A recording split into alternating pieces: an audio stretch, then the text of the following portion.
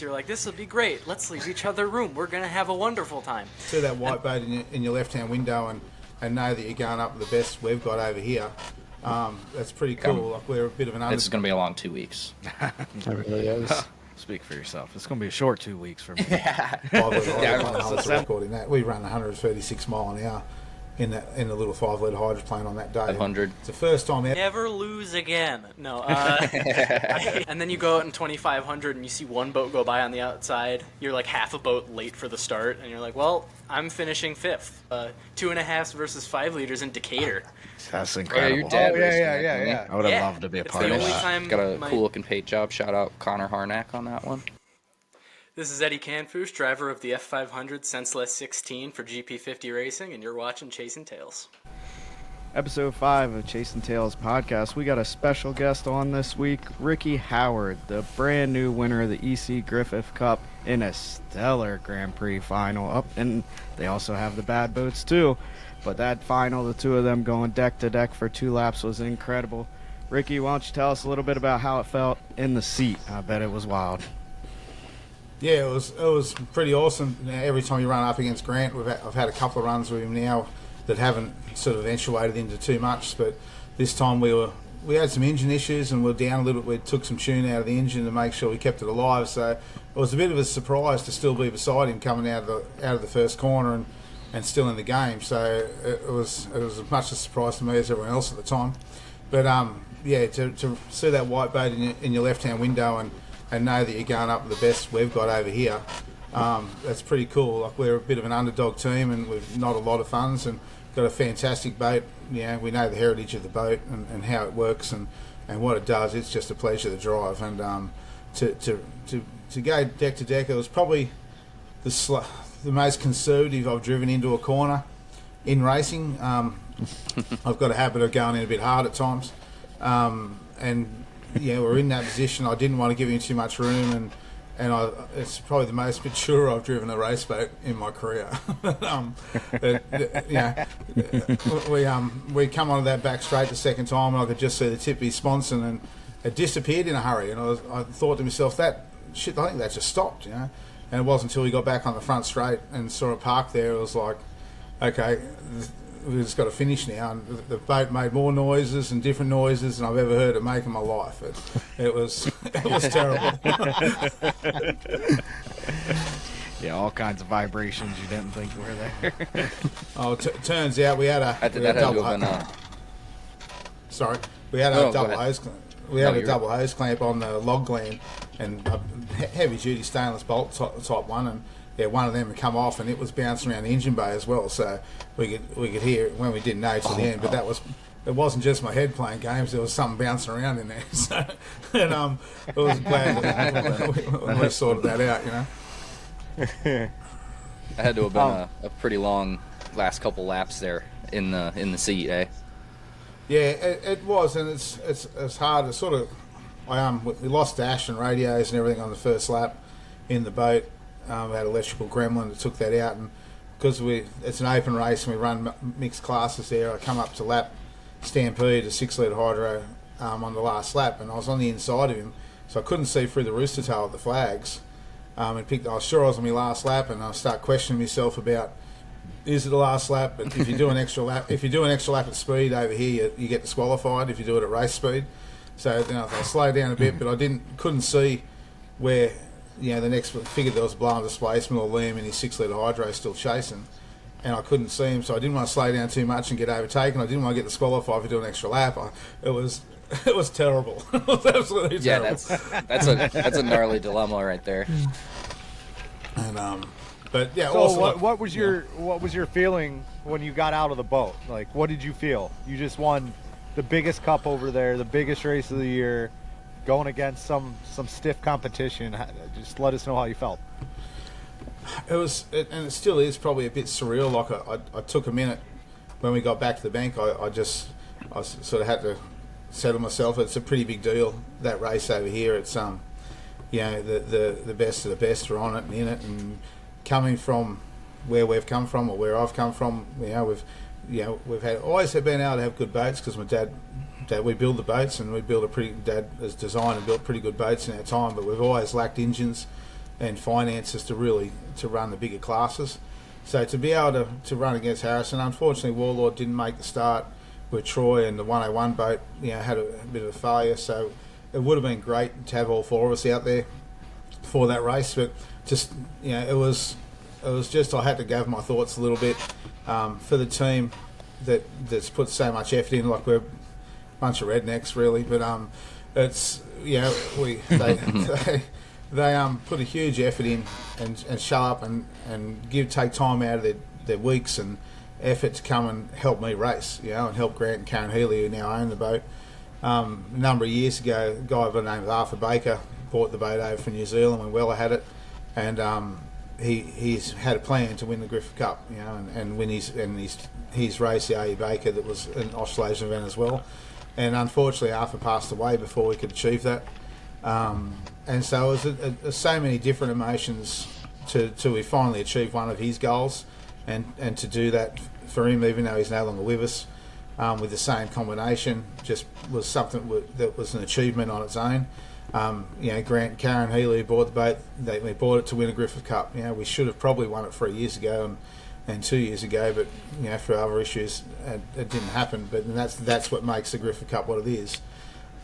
You've got to want it bad enough to keep showing up and get a bit of luck run your way on the day, and it's for humble beginnings that I've grown up with. It's to be on that trophy it's humbling. I find it just very humbling.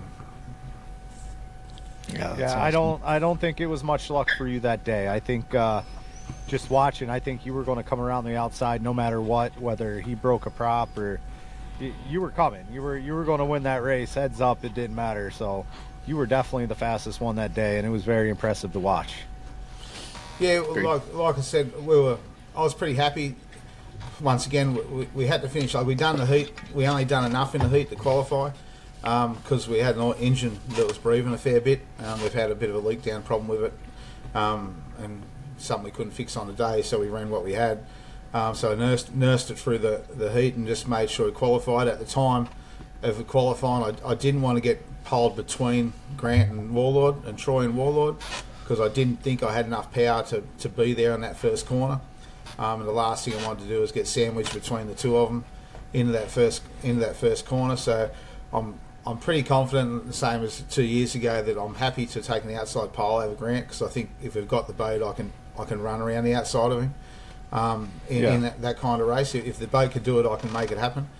So and I know in myself how hard I wasn't driving the boat in those first 2 laps. I'm not saying I was having a go, but if it got down to another lap and there was harder I could push and drive to get it there. So I won't say I'm confident, but we're in the race, and I thought I've got him at that point. I thought I should be able to beat him at that point. That's awesome. That's awesome. Yeah. But, that was that first lap was really fun to watch. I remember when it came on, it was probably, I don't know, 8 or something over here, or probably later than that. But I just kind of happened to put on the live stream. I didn't know what time the race was going to start, and I was like, hey, I think the Griffith Cup is about to start. And yeah, I mean, we're talking like within a minute, and I was very happy that I caught that at the right time.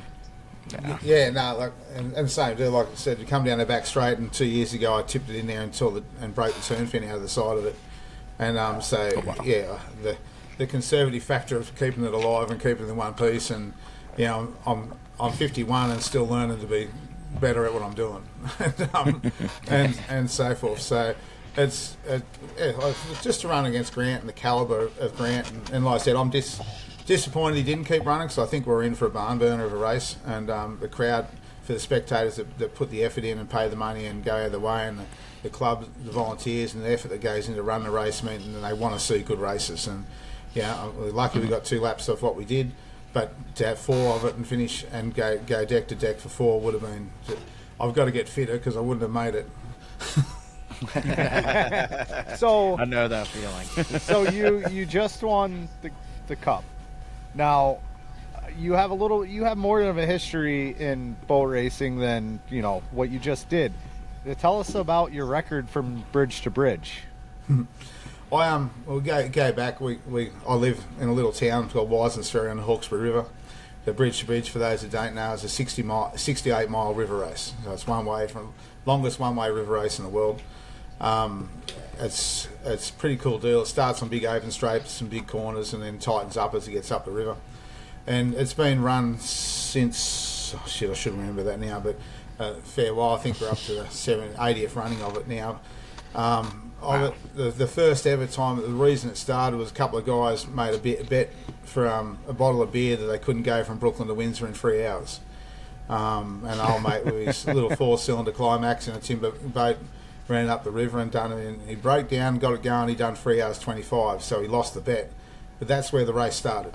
It started from there, and then just evolved. And That's awesome. Back in the better days of it, you'd have 200 or 300 boats line up, because we'd have every class from social guys, and there's guys that just had boats and sheds that would bring them out just for that one race, each year, and it's a huge thing. It's dropped somewhat since, through time and money and the way life is for people at the moment, but I grew up on the same river watching these boats go past. My dad is a boat builder, has built race boats from skiffs like your Jersey skiffs. We're a bit different over here with them, but runabouts to tunnel boats and couple of GP hydroplanes, and then some class hydroplanes and so forth. So we're always in it, always keen to run where, your junior program is so much better over there. We've got junior boats here, which is really good, but your consistency on them, I think, is better. My parents didn't have time to take me junior racing, so we had tinnies on the river. We learnt jumping cruiserways up and down the river in tinnies and causing trouble. And then so we built a 4.2 hydroplane back in 1990, which we had stock 4.2 litre Holden class hydro, and Dad didn't want me running the bridge. I was pushing to run the bridge, and anyway, so we got in it in 91 the first time we ran it, and we ran up there in 36 minutes in a 4.2 hydroplane, and that sort of, and won it, youngest ever winner of it, and that sort of started a history of competing for that race. And we stepped up running again with a 5 litre and done 34 minutes, and we ran a 6 litre and did 31 minutes, 12 and a 6 litre, and then one of the couple other times in between.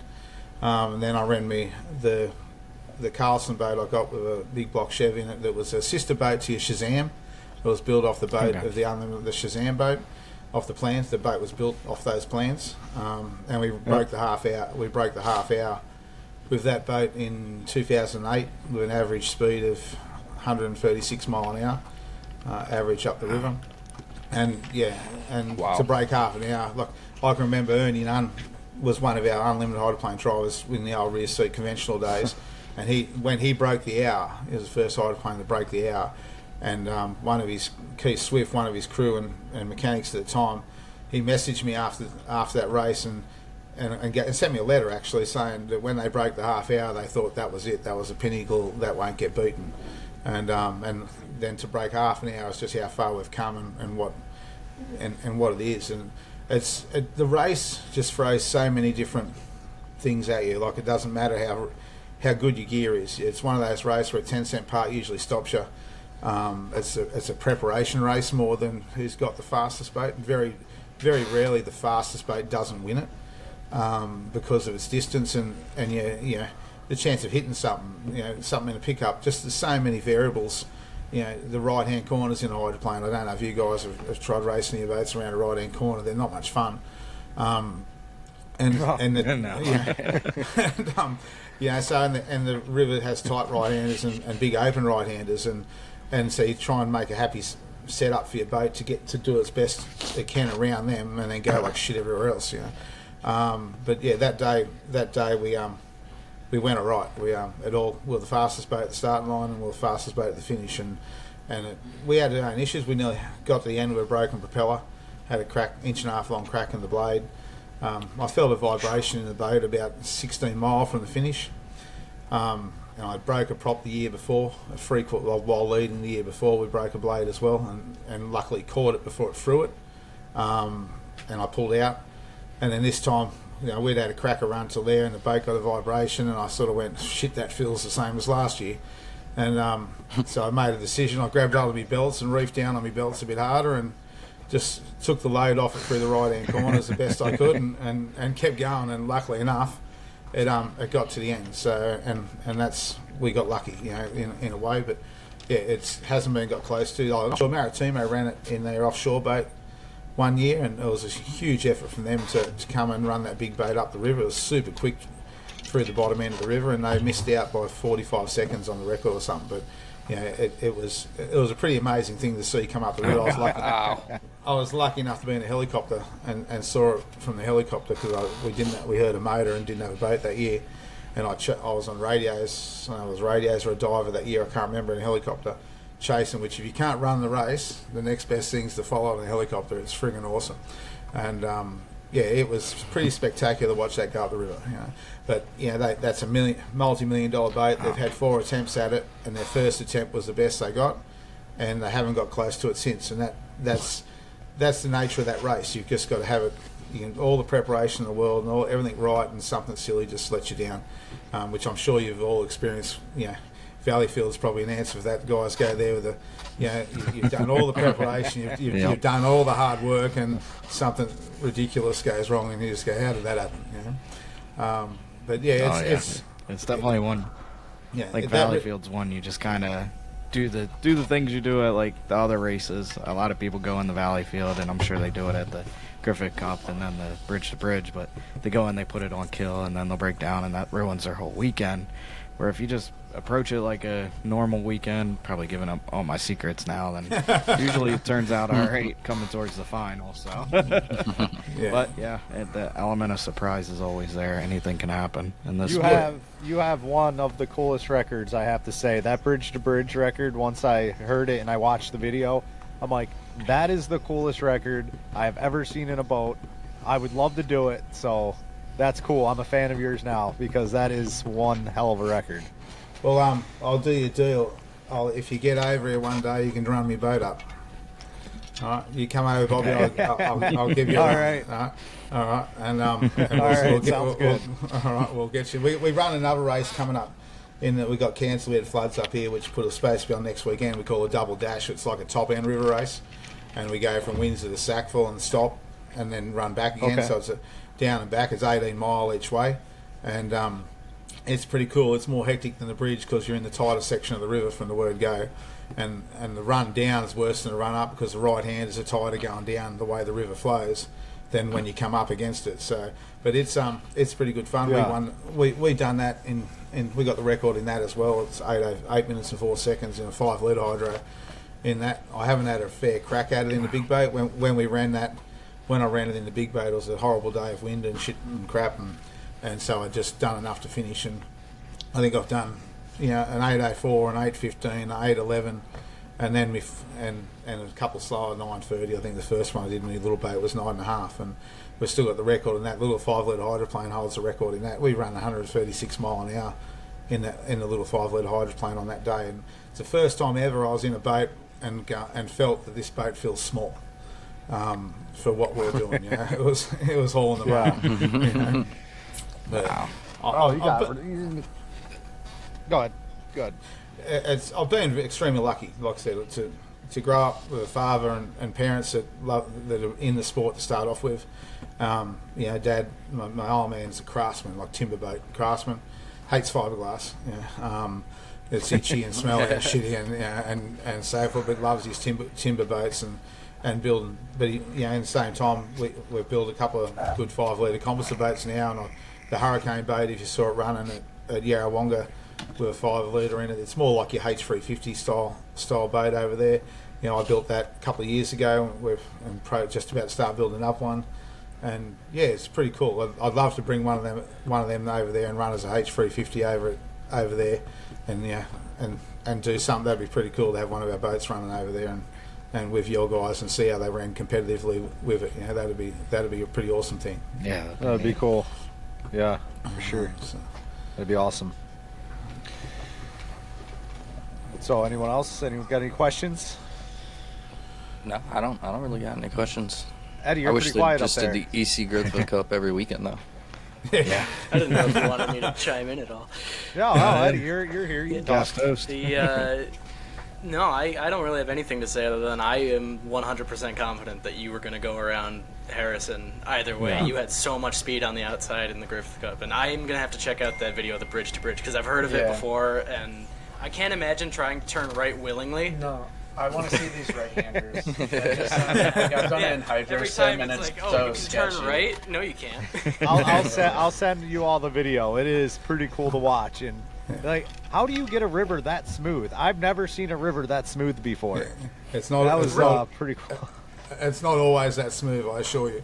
But Okay. if you look, I think there's a 3 or 4 part helicopter footage of it, and then there's an onboard Yes. Yep, I've seen and the onboard shit itself before Wiseman's. So it had a failure hardly halfway up the river, but the onboard's pretty cool. There's one with engine noise and one with music background, and it's pretty.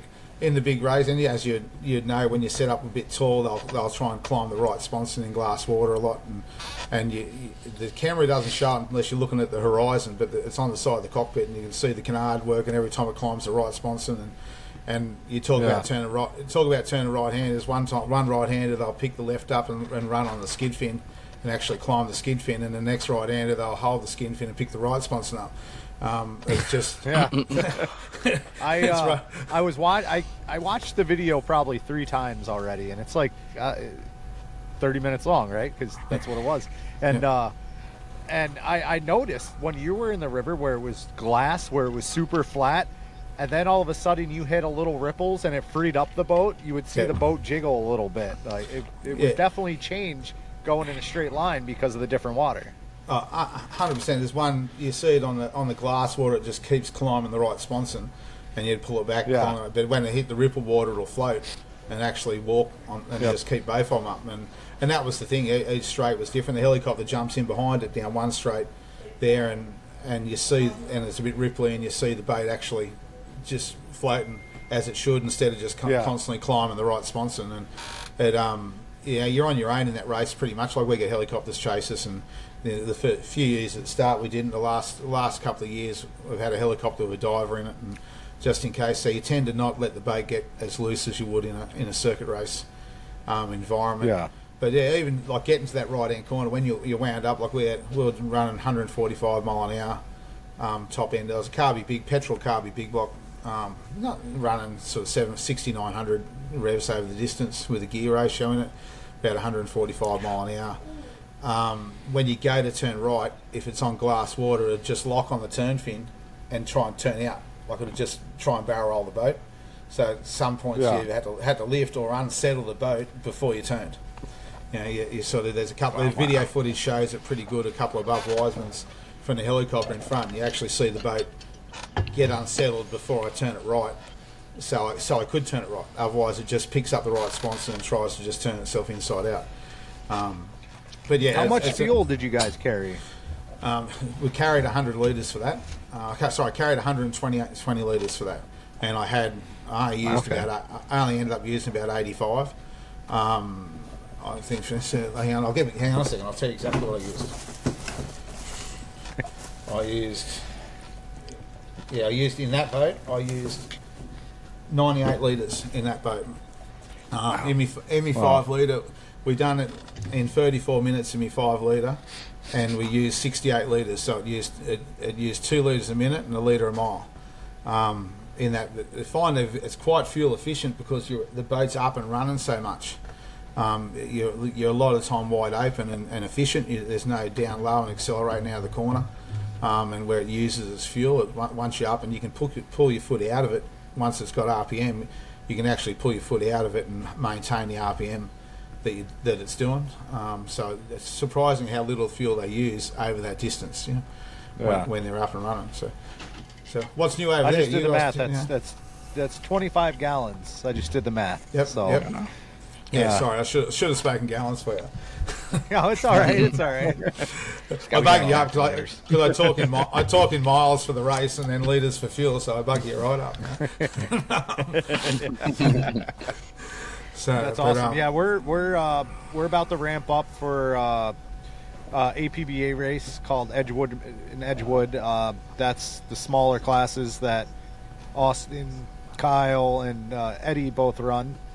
And then I think it's in 3 weeks we have our first GP race. Yep. 2. 2 weeks. 2. Yeah, it's weekend after Edgewood. I wish there was an extra weekend. Wait, is Edgewood this weekend? Edgewood's next weekend, and then Cambridge. Oh, is two weekends, Cambridge, and then Cambridge. is Okay. 3 weeks out, but Okay. So, yeah, we're ramping up for that, and our season's starting, so. Yeah, we're just dropping into winter here now, and it'll slap. We'll have a couple of meetings still through winter. Like, we don't get a winter like you guys get, but it'll still have. We've got a couple of meetings coming up, but it'll slow down and then pick up again coming back towards October, and to a few rounds and races there. Very cool. We got a couple of meetings coming up, but yeah, we'll just see what pans out. Mate has got to come out at the big boat and pull apart and still work out why it's breathing so much, and tidy up a couple of other things and go back together again. We cracked a skeg in that final when that's why we didn't come back out in the Anzac Cup. It's got a 2-inch crack in the front of the skeg, and so we'll sort that out and work out what's going on there, and everything other than that, the boat, come through it pretty unscathed in the big picture of things, it looks like. So, pull it off the trailer, go over it, and just check a few things. Well, your engine's in one piece, and that's one of the biggest achievements. So that's awesome. That's the best part. That's the best part. But mind you, as a guy who's got a grind of fiberglass, I'm quite happy the boat's together.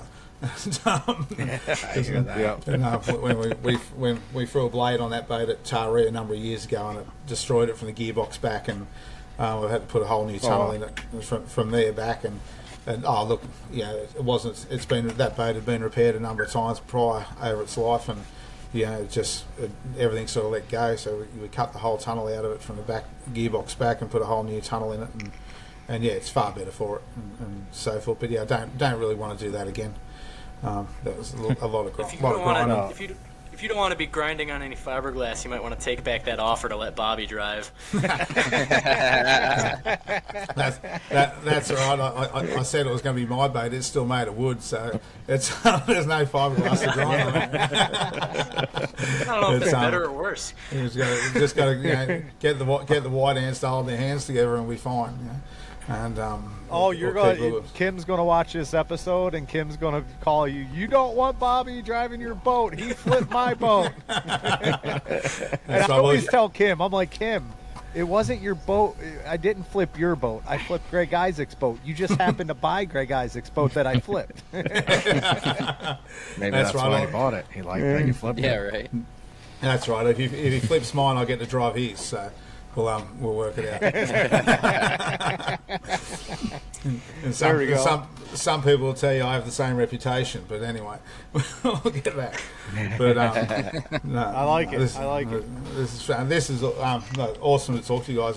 And the class racing over there, you guys doing, we watch it pretty intently from over here for right through to your GPs and stuff. It's just you got a huge following, the group of you from Australia, and obviously New Zealand and their GPs are going strong, and the Lupton boys and looking after all that.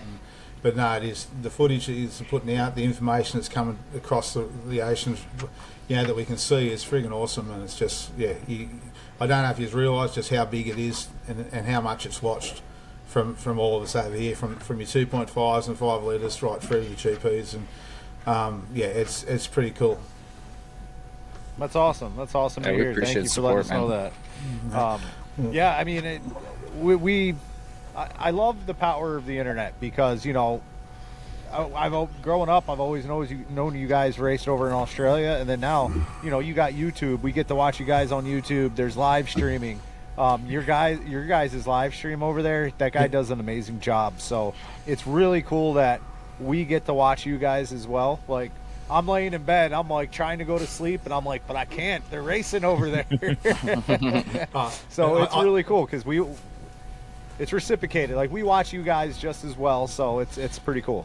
Yeah, we've been struggling a little bit with our GP class the last couple of years through one reason or another. The guys sort of can't get together, but I think we might be starting to get on a bit of a roll back to getting boats on the water. The 101 back on the water now, and Troy and Warlord, they unfortunately had a fire and couldn't make it happen, but they'll be back stronger, and it'll be super hard to beat. They got a heap, where our engines aren't restricted like you guys are, and that's a good boat, and he's got a good heap of horsepower, and it's fast, and he can drive it as well. So it's but we'll still line up and have a crack. We've got to look at what we're doing with that engine class rule over here and try and get back on board, and it'll encourage other people to come into the class, because you know the engines.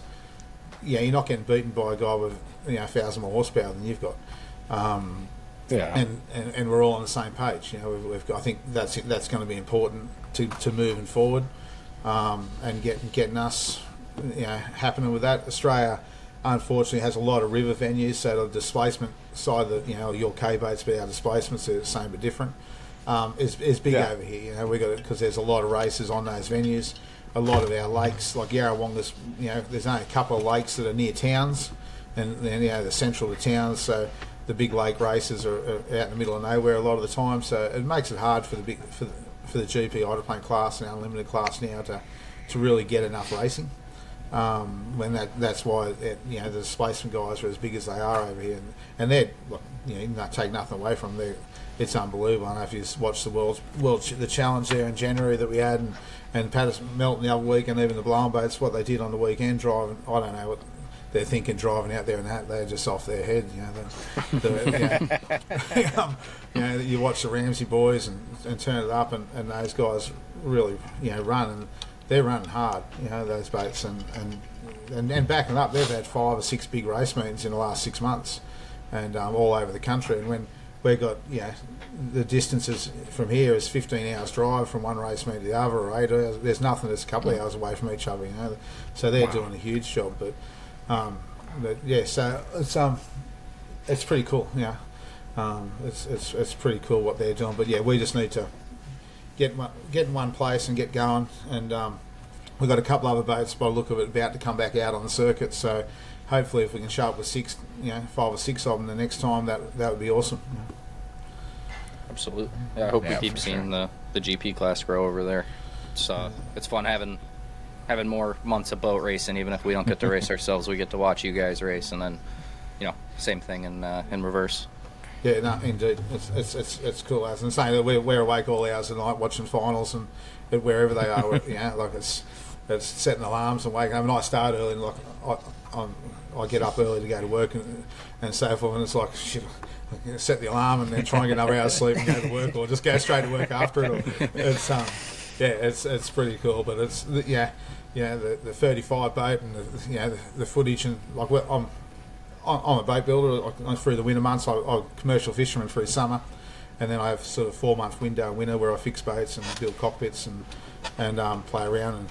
And can you get some more closer photos of your designs and stuff, especially that 35 boat now? I'm looking at all your changes you're doing, what's going on there, So it's, we can take some pictures and send more you details. Can you send those to me too? Yeah. Everything's a big secret. We went through that building it last winter. I'm like, this is the coolest thing I've ever done, and I don't want to post pictures, but I do want to post pictures. What should I do? And you get that photo, it just doesn't have the right angle to see what you've done properly, and it's like you start spending the next 2 hours searching photos to try and find one that shows what's going on there. And after time, if you're like us, you'll do something that makes no difference at all, but it's done just so people talk about it.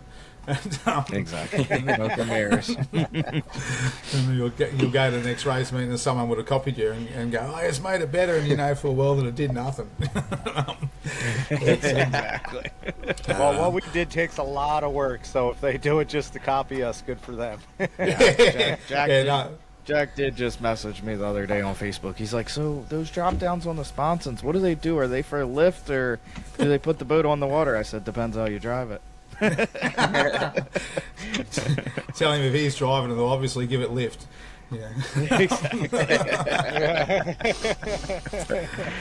For sure. But no, look, it's back to the Griffith Cup. It's an awesome thing, and just a career of I've been lucky enough to run pretty much every class that we've got, from 1.6s up, 4.2, 5 litre, 6 litre, unlimited, and luckily enough got to drive Aussie Connection last year.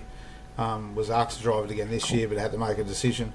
But that's probably one of the other highlights I've had. That it's probably equivalent to you guys to drive an Atlas Fanline or a Miss Bud of that era. It's the history of it and what it's what it's done and what it is to get a run in a boat with Rolls-Royce Merlin, and it weighs 3.5 ton, and it is.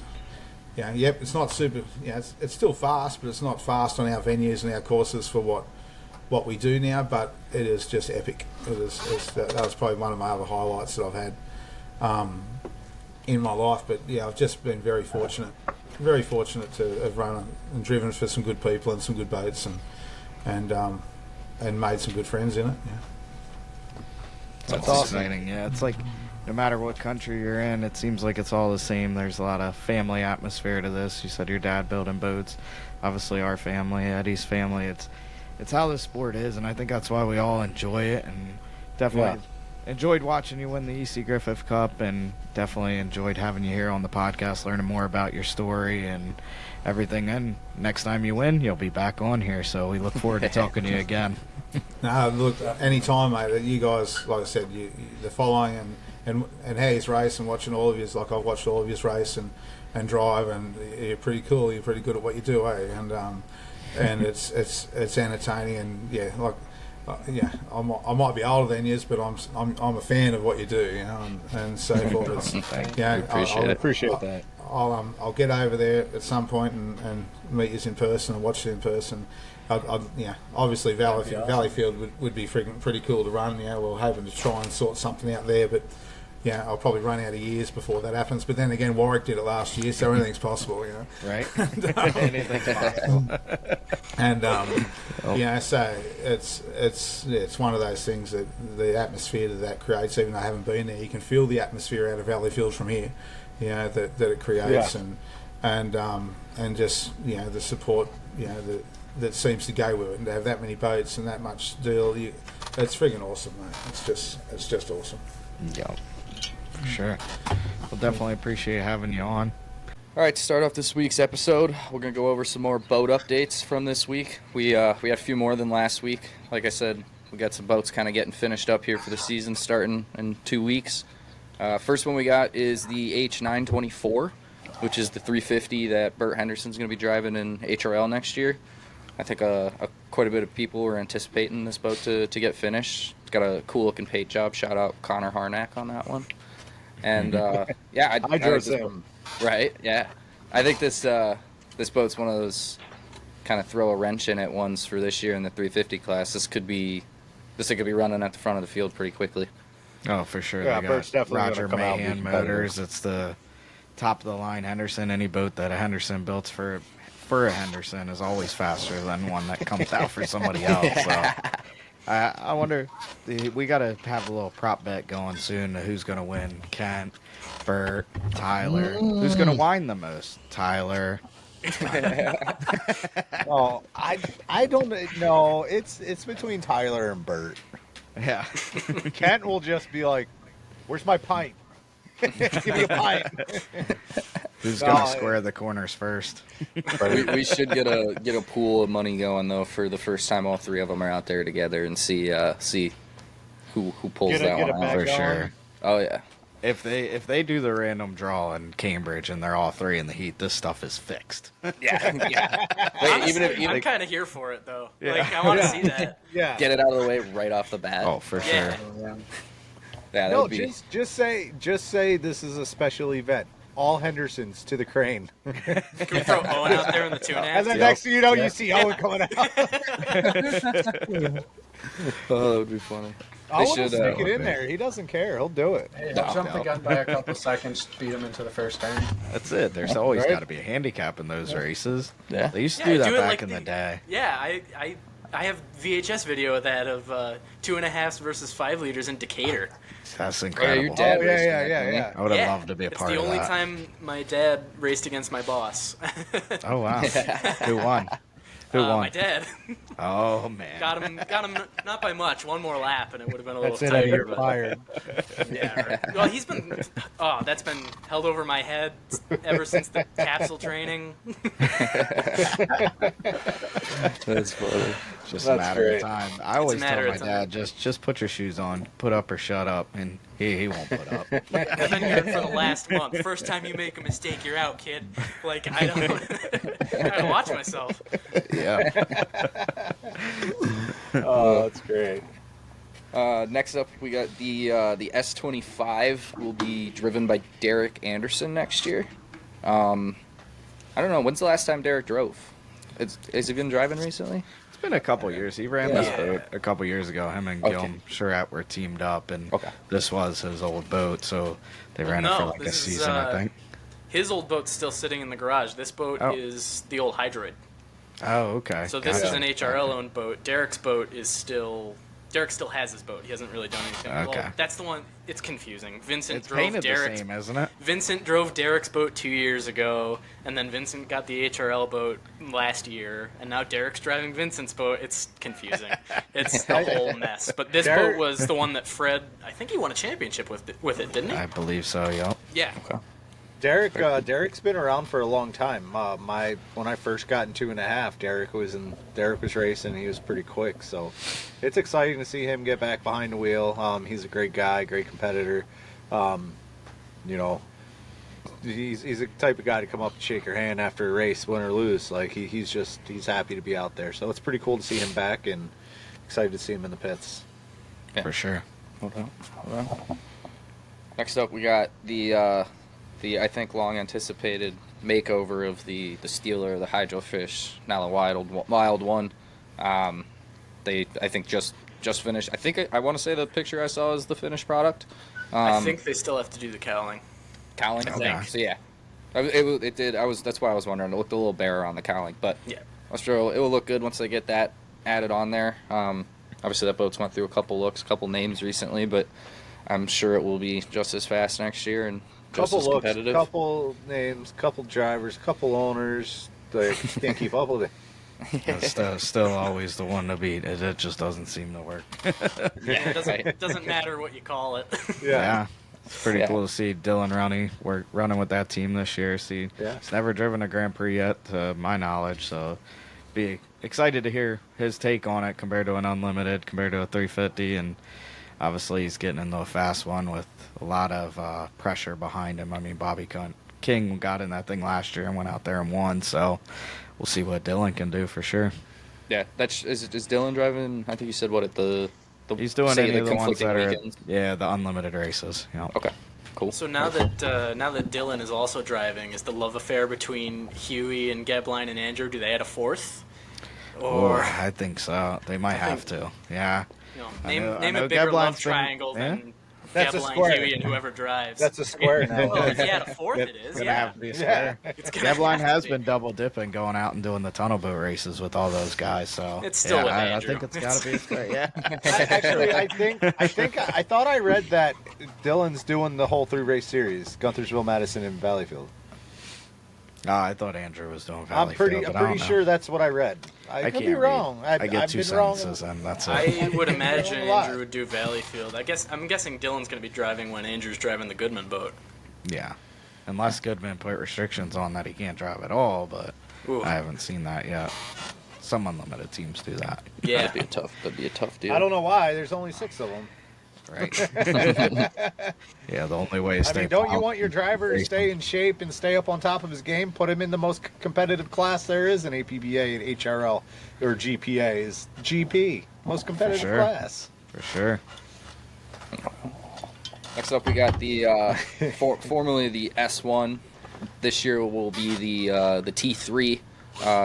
Jeff Bernard and JJW Racing are trying out the restrictor plate 2.5 motor as I believe an experimental option in the T-boat class for now. Yeah, it is. I just got off the phone with Timmy Collins on my way home tonight, and they think they have a bunch of restrictor plates already made, and they're going to start with the biggest one, and I guess work their way down until it's comparable speed with the Toyota and I think it's the Ford that they have in there now too. I mean, someone asked, well, what's the horsepower? It doesn't matter what the horsepower or anything. If you make the speeds the same, it doesn't matter. So it is pretty cool because essentially it's 4 bolts to take off, 4 bolts, nuts, whatever, however you have it set up to take off that carburetor. So all you have to do is stay in the water, take off your carb, remove that plate, put it back on. Now my son just got done running. Now the dad can go out and drive. No. It's a pretty cool, option to have. So I really hope it works out. It's pretty cool that Jeff is doing that, and everyone else that's involved in that whole program, and got another kid on the water. So Yeah, Matt and Henshaw going to be big driving. bonus. That's some cool stuff right there. I mean, they got I what? think- Like, was it 9, 10? You know, They're gonna have quite a few out there. Yeah, it's crazy. 21-ish It's like year 9 or old. under 10 of 18 too. Yeah. Yeah, that's Yeah. going to be fun to watch. I will Yeah. say, when I first saw the picture of that boat with the letter T on the side, I had like a visceral reaction. Like, I was not prepared for it. I was like, this feels wrong with how fast that boat is. But I think that's a really neat system. I mean, you think about all the outboard guys that are like, I just change a restrictor plate and run 6 classes. Yep. And having an ability to do that in inboard and give more kids opportunity to drive is really cool. Yeah. For sure. It's always been that thing too. As they get older and can drive 2.5 stock and being able to see him driver, you think we don't get that much seat time per weekend. So if you can add it, I mean, 2.5 stocks getting around 2.5 mods. That's really cool for you guys getting around 8 heats, split driving. Like, that's the things all of us want. More seat time. That 40 minutes a weekend or whatever it is isn't quite enough for me. Not at all. No. And I think a lot of people, when they get into the sport, let's say, if you could say at a young age, the goal isn't to stay in a T-boat. You know, you want to move on to the 2.5 stock class, and, you know, hopefully beyond. And this is a way where you can have one boat, even one engine, and do that, and not have, you know. It really reduces the cost, which at the end of the day we all love, because the less it costs, the more people that can get into it and grow the sport. For sure. Yeah. And it's not like there's a shortage of 2.5 stock boats or motors out there. No. Right. There's a lot of We got, us. we got plenty of them. Our last boat update for today, and the main reason for our guest host, Here it is comes. the F500. It's going to be running a Honda in 2024. And before we turn it over to Eddie, I want to give my 2 cents. I'm really excited to see what you can do once you guys get this thing dialed in. Like I said on either last episode or episode before, I think you guys are going to be fast with whichever option you went with. But we've obviously seen some pretty serious potential out of the Hondas, and I'm excited to see what happens once you guys get that thing running good. I called it. I saw that one coming. Careful, Bob. Don't throw out your shoulder. Yeah, it's going to be interesting. It's showing promise, but right now we're struggling with a few mechanical things that we found in testing, which better to find out in testing than try to go to Cambridge and learn these things on the fly. No doubt. We'll see what it does once we can get it to run. Beyond the motor itself, we made a bunch of changes to the boat. If you followed Facebook at all, you saw that we spent 2 months sanding all of the paint off of it to try to save weight. That took a long time. And there's a few other changes. So I think we'd be competitive either way. But we're gonna take a shot at this Honda and see what we can get out of it. Yeah. You guys get, obviously, I know you had your issues last week with the mechanical problems. Were you able to get some data prior to the issues that you ran into, or? We kind of ran into the same issues testing here. We just didn't know it yet. Some of the things were masked by other issues. Gotcha. We got a few clean runs, or at least what we think are clean runs. It's just hard to say with what we're dealing with right now. That's where the promise comes from, though, is those few clean runs have been solid. It's just, at this point, dependability. We got to make sure everything's, in a row once we get to Cambridge. Edgewood? Sounds like you guys need more testing time. As of now, no, we've got other things going on currently, but who knows? Maybe things will change. Surprise Saturday morning show up. Yeah, right. Oh, but who's calling it now? We'll have to do another announcement. So yeah, I'll be sure to send a video if we're pulling out of the garage Friday. Oh, I already have someone watching the shop there, so. Did you pay someone to sit in the bushes? I have a spy. TJ Bob enjoys commandeers those Huey's things. fly. Yeah, I was gonna say, am I gonna have to bring the fly swatter? It's Yeah, not a for fly, sure. and it's not TJ. So in the Does limited it have seat anything time to you do got with your with the Honda, can you feel a difference from the Ford? Is there more torque, more speed at the end of straightaway? It's hard to say because the clean runs, whatever. But also, there's a gearbox to figure out in addition to propellers. So you can be overgeared or undergeared, and you're not gonna. It's different every time. So we're gonna see. If we way undergear it, we'll go out and it'll feel like it's accelerating real fast, but I'll be going 15 mile an hour slower than everybody else by the time we reach the start-finish line. So it's just hard to say. We don't know For yet. sure. Was the attitude of the boat, or go ahead, Brian. Go ahead. Was the attitude of the boat, any different running the Hondas compared to the Ford, or No, relatively the same? It's all percentages. Once you're hitting the rev limiter, it starts to do interesting things because you're running out of forward thrust. But it's as long as you have the percentages, strut weight, and everything roughly the same, the boat ride's the same. Oh. Nice. How hard's the adjustment hearing something screaming in your ear versus like a low tone Ford? It's kind of cool. Yeah, it's kind of neat. Is it still loud even though the pipe's like way out the back? It Almost can in the be water. loud. I don't think it's any quieter than the Ford is. No, I don't know, can't man. be. No. When you guys started that thing on the trailer at testing, I'm like, what? Like, there was no motor. Like, I could not even hear it, and I was like 20 feet away. That's wow. Insane. That's the craziest. That's the craziest part of the whole thing is that it is a motor built for a daily driver car that isn't 50 years old. So when you fire it up, it idles.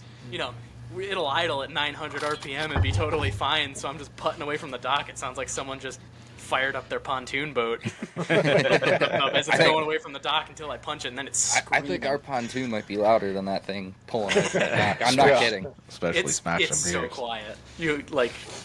You'll hear something. You'll hear a starter turning over in the distance, and then nothing. You're like, is something running over there? And I seen the pictures of testing. You guys, your dad and Jim Scheckler sitting on the little bench together. I called it. I said Jim Scheckler and Timmy Collins will be involved. Well, I don't know who this if the Jim Honda Scheckler comes out. fellow is, but Jim Scheckler did come help us out. Scheckler. He's still calling Guntersville. Yeah, no, I'm not Come surprised. I on. just figured I'd throw that out there. It's not my- you did call it, and I'll give you credit for that, but not too much credit, because I don't want it to go to your head. It's already there. Yeah, I know. Well, see, when I'm right, I'm right, and when I'm wrong, I'm still right. So in a sense, I'm always right. All right.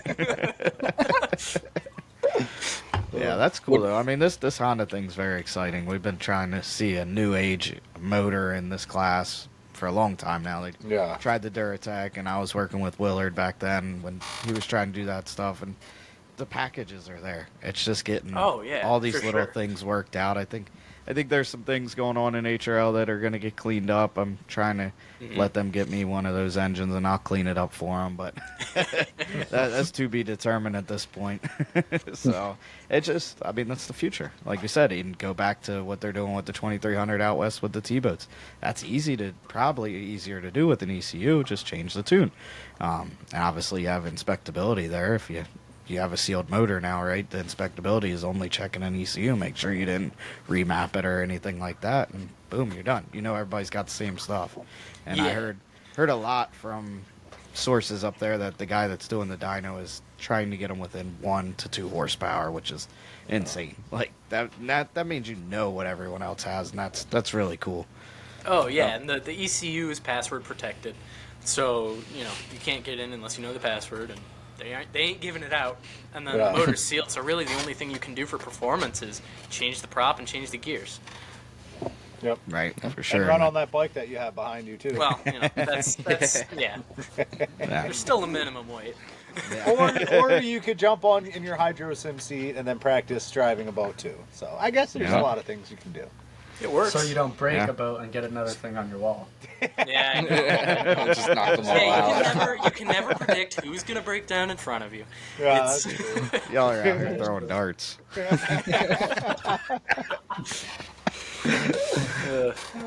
say what I want to say, Brandon, but I don't want to toe the line too hard. Man. Yeah, it's cool. The future's bright, definitely, with that stuff. And I don't know, you obviously see data, so you might have a better feeling, but I still think there's going to be a lot of competition. The 2300s are still going to be fast, and the growing pains are what's going to probably hurt a lot of that. But I think there's going to be some great finals in Formula 2500 this year. That's for sure. I sure hope so. Someone's got to beat that orange thing for once. Well, it's going to happen. You could even see last year Austin made a little Ford versus Honda post, and I don't know, probably got like 100 comments, and it probably can't share a lot of the comments, but even just that one post kind of sparked that little, not that it's a rivalry, but that little element to it, and it's going to be fun seeing that progress over the next couple of years. I think we're already sitting here wondering, how's Eddie's boat going to perform compared to when it had the Ford. You got Sam was getting pretty fast there at the end of the year. Tommy's been fairly competitive the last probably, I don't know, several years. I don't know how long he's been running the Honda in that boat, but that boat's always been up there in the years. Yeah, up there in the field. So, and then you got Jacob down in 2.5. You got Matisse. Are there any other Hondas? I think if Bullet runs, he's running a 104 is running Honda. Yep. Okay. Yeah. So the 113, or did you already mention that?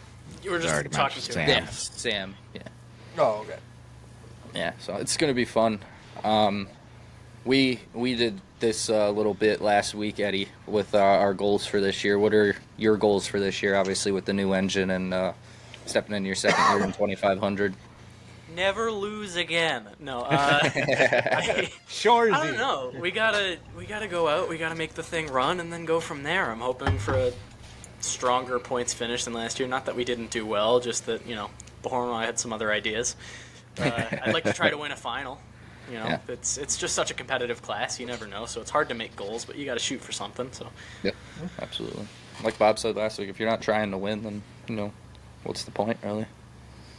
Right. You can go out there and have fun, but I think in HRL, especially, at that point, you're stepping up with some serious competition. If you're going out for a joyride, it's I don't know how joyful it's gonna really be at the end of the day. You can have fun winning. Yeah. Yeah. You Exactly. can have fun winning. If you don't have fun winning, you're just getting the crap kicked out of you on the St. Lawrence River for 10 minutes, right. and then you come back and you're like, was that a good idea? I don't know. Yeah. But They I get don't beat know. up or the Niagara. Yeah. There's Lots of fun. the Tonawanda and Brockville. You just don't go race for fun there. You have to go for a win, or just don't go out there at all. I think Brockville's worse, to be honest with you. It seems worse. My, just my- videos to me. my back can attest to that. Yeah. I think Yeah, Tonawanda might be rougher all around, but Brockville lures you into this false sense of security.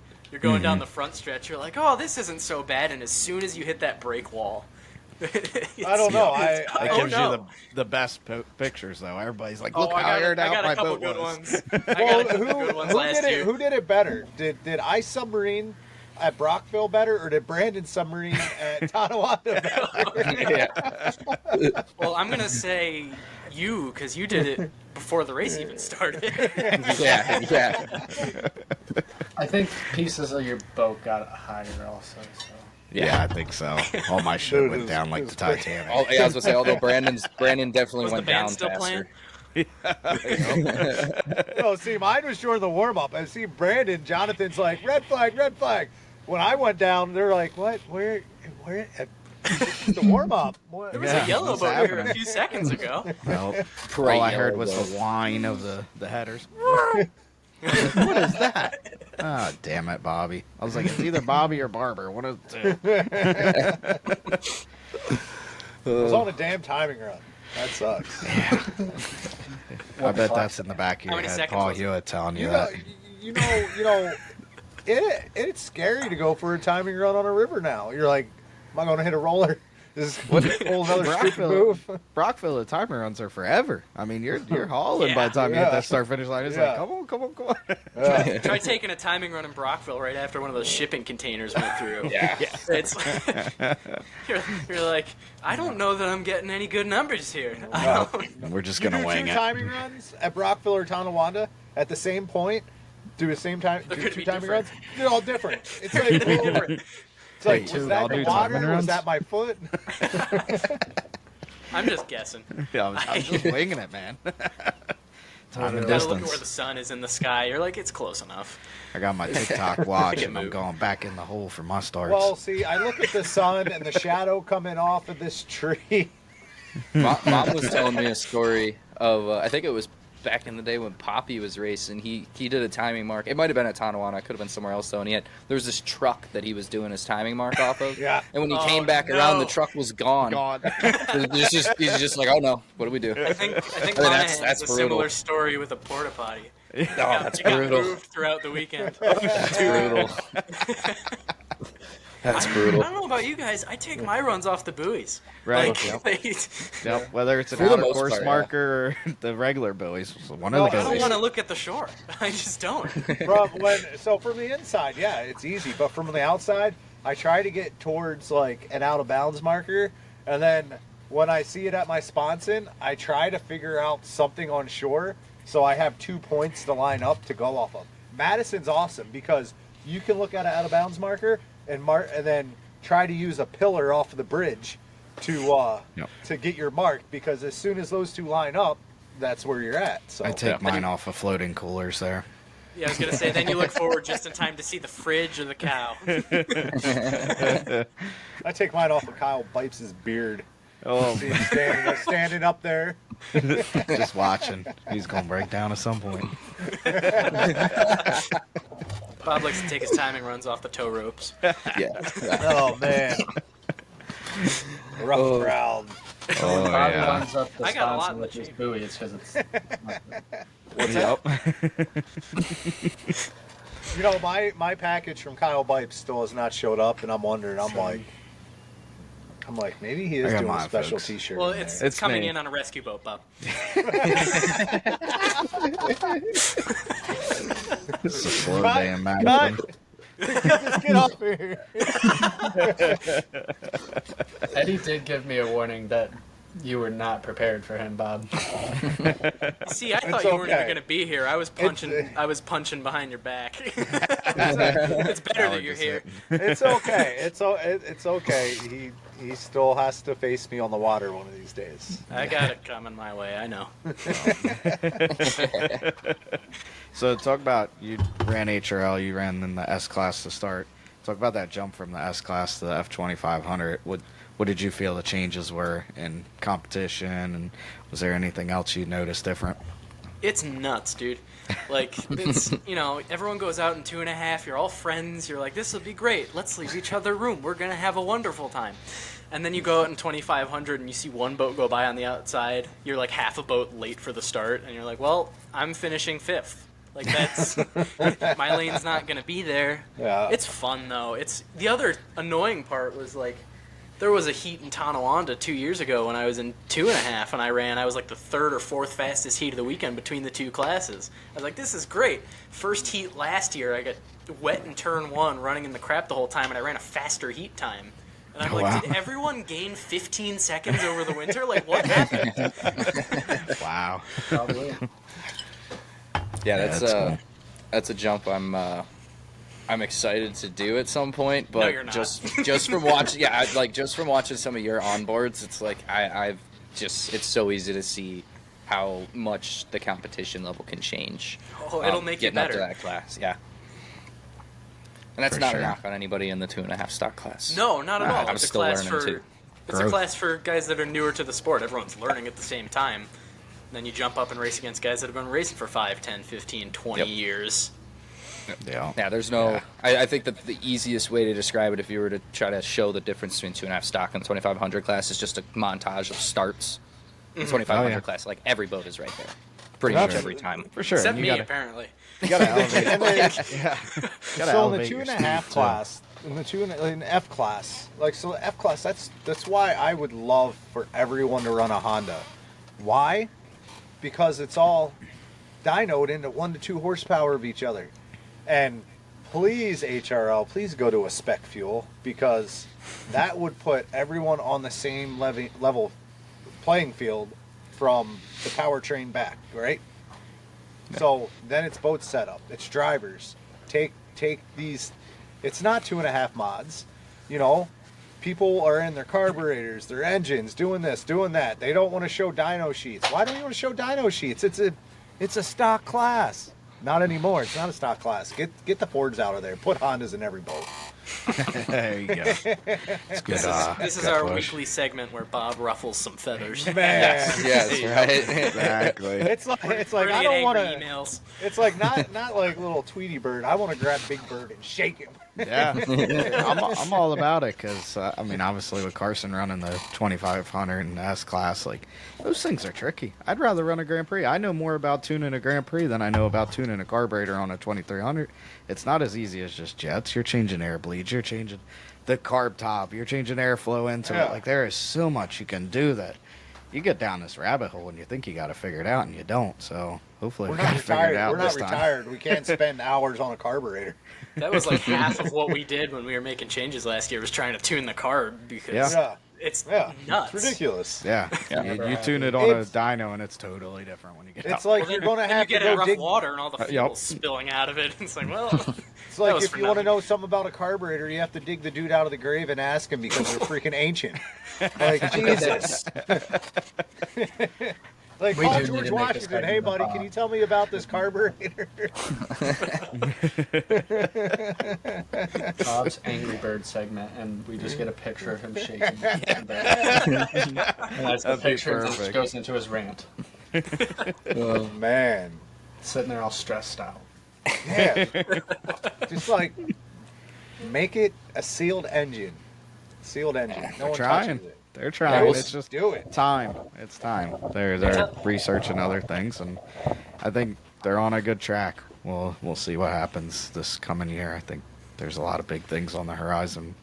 HRL's leading the charge. They did it right with the H350s, and Yeah. hopefully Yeah. this turns out the same. I mean, it took a lot of time to develop that, but look at that class now. I mean, it's incredible. Besides, like, Bobby King, but he's gonna get humbled this year for sure. Especially if Ray lets me drive the 300. Coming for you, Bobby. all right. Anyone want to place any bets now? Let's do it. Oh, I'm in there. Wait, didn't we ask Bobby King if I could drive his boat? So You did, so you'll drive at that heat. That way, I have an easy victory.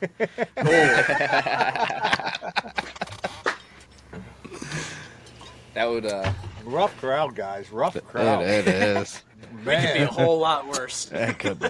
We're pretty toned down, brother. All right, so Austin, you and Eddie were down at Tune this past weekend. You guys want to talk about a little bit about what you saw, what you heard, how it went? Obviously, you both got to drive. How was the experience? It was a pretty good experience. I mean, we had some issues with the wind coming pretty hard down the back stretch, so it's kind of hard to open it up around the whole course. But you could open it up on the front stretch, but then you had the wind pushing on you Saturday. Sunday was a lot better. You could, I don't know about you, Eddie. I could open it up all the way, and it was fun. It's a nice way to get out there before the season, knock out kinks. We definitely had some in the 350. I know you guys had some with the Honda. A lot of boats did, but I think a lot of boats got a lot of them knocked out and ready to go. How many boats were there? 22, I think, was the Yeah. amount that ran. Okay. Wow. It was decent numbers. It could have been higher. I think the wind probably scared a few people, but saying it now after having been there, that lake is crazy protected. With the amount of wind that we had anywhere else, we probably wouldn't have been running. But it was beautiful, and you could run real hard down the front with no issues. And I'll just say this now. Shout out to the crane operator down there Sunday Yes. with the wind. He was actually overriding his crane, putting our boats into the water, and was Oh, wow. about to shut it down. And Wow. made a compromise with the racers to lowly lift the boats up straight into the water to give us that opportunity to keep going. So huge shout out to him. Yeah, That's cool. Incredible. need him at more races. Definitely. So He tell us definitely didn't about have it easy. So tell us about your first 350 experience. How'd that feel different than a 2.5 stock, little more jam or what? It was a lot of fun. There was we had a couple motor issues. Brand new owner, so we had to knock through those, but we got a lot of them figured out Saturday night. Gained about 20 miles an hour going into Sunday, and I will say that those things are just tanks. Like it doesn't matter, even with the wind. You can just drive it, and the little rollers and stuff that 2.5 gets you throwing around and stuff, you just go right through it. Feels like nothing. Yep. That's why I love 350s and hate 2.5s. I like to drive through that stuff, not fall in it. Oh yeah. Yeah, there's nothing stopping that boat. Now imagine a GP when you're staring down a 6-foot roller and you just hammer in there. It's like seeing a deer run across the road. You just hit the gas. It's just good. That was a lot of fun. Shout out to Alex Manga for giving me that opportunity. He bought Wheeler Baker's old boat off of Doug Johnson, the Go Lithium boat, and he's motivated. He really wants to get behind the wheel and get that boat up to speed and racing. So I'm excited to see what him and I can do together. That's exciting. It's pretty cool too. I was talking to Dad the other day that boat's had now you, Bobby, myself, and my dad in it. So Yeah. if we get Kyle in it, we got the whole family in it. There we go. I'll just have to make sure Austin doesn't make it down from the hotel in Madison this year. There you go. Shouldn't be too Oh, is he hard. going to Too hard. Madison? I think Yeah. so, right? He plans to go to quite a few races. His original goal was to match our schedule, but we'll see. I mean, Yeah, we hey, run a were pretty hard you- schedule. Were you guys in Madison last year? Either Yes. of you? Yeah. Yeah. Did you watch Bro, the 350s run in Madison? Oh, yeah. We watched Gary The video of Chalfant Gary get Chalfant up was sideways. Yeah, We held yeah, his boat for that one. That was You insane. want to talk about Flyboy? I think Brandon was like, "Yeah, I ain't doing it." Yeah, I I'm not gonna lie. It's either a GP or nothing for me. I think I might be messing with some jets, taking it easy there. 'Cause I need to get some practice first. I don't know what going slow is going to help you. You might just Yeah, I take was more gonna of a say. beating. No, you That's got true. you You're got to be slow on over top. that. You're going through the roller. Yeah, Gotta gotta be handle on that top. Larry. Where's the hole coming out of turn 1 or 2? Oh, you'll It's in find it. one. Madison, find there's a whole residential Thanks, hole Brandon. in turn 1, but then you got to deal with the holes down the straightaway, the backstretch, Oh, the yeah, holes Gary on the found front that. stretch. Yeah, right. Turn 2 is the nicest part of the course. Yeah, and that's where I Sure. tried to stuff it. That was about as close as you can get. So it's just all bad. That was Did you, all driver did you error. get any onboard footage of that? I don't know. I think so. I'm sure I did. That's sure I gotta had be the the visor Actually- cam on. Actually, I lied. The smoothest part of Madison is the parade. Parade. I don't know, man. Riding with Mason last year. So Dude, we got lost. I don't even know what kind of roads Oh, we were on. we did. We weren't Yeah. in. I don't even think we were in Madison anymore. How do Hey, you it wasn't get just lost us. in Madison, Indiana? Hey, Dude, there's like 3 them- teams that got lost. Yeah, them roads do not lead back to the pits. Some of them. I mean, we went too far and No, then yeah. had to back It's a up down parade. the road. Yeah, well, the parade left us. Apparently, we were a little too slow. It ends at the end. There's no real guidance on the way back to Nope. the pits from Nope. the end of Oh, the I've parade. It's been like, there. hey, I'm just saying, just there's, get there. there's other people there. You'd Nope, think. they all left yeah, us. no. I think it was us It and was- Hop backing down the Yep. road because we missed the turn. And then we had what is the 17 with yeah. Rojas and Harnack on the trailer trying to help direct where to go. That was I don't fun. remember. Yeah, It's a beer marathon there. for sure. For sure. It's a lot of a good fun. time. I remember the first year of Great the race. parade. I'm sitting there on top of the boat, and I'm drinking a beer, and I look down, and the cop's staring straight at me. And I'm like a deer in headlights. I just freeze. I'm like, uh-oh. And I'm like, I'm in a parade. It is. It's one of the Well, coolest things we It's a get to good thing do. he didn't see you chug the beer before you got into the boat. Don't say That would that. have You'll been get an breathalyzed. interesting red flag. Right? Oh, it's hammered in turn 1. No, DUI on the race Hey. course. I'm behind a tow rope. It doesn't matter. That's true. That's true. I thought he said have he hammered a pictures. buoy. I'm not driving a hammered buoy. There's Let no it be key. known I didn't do it this time.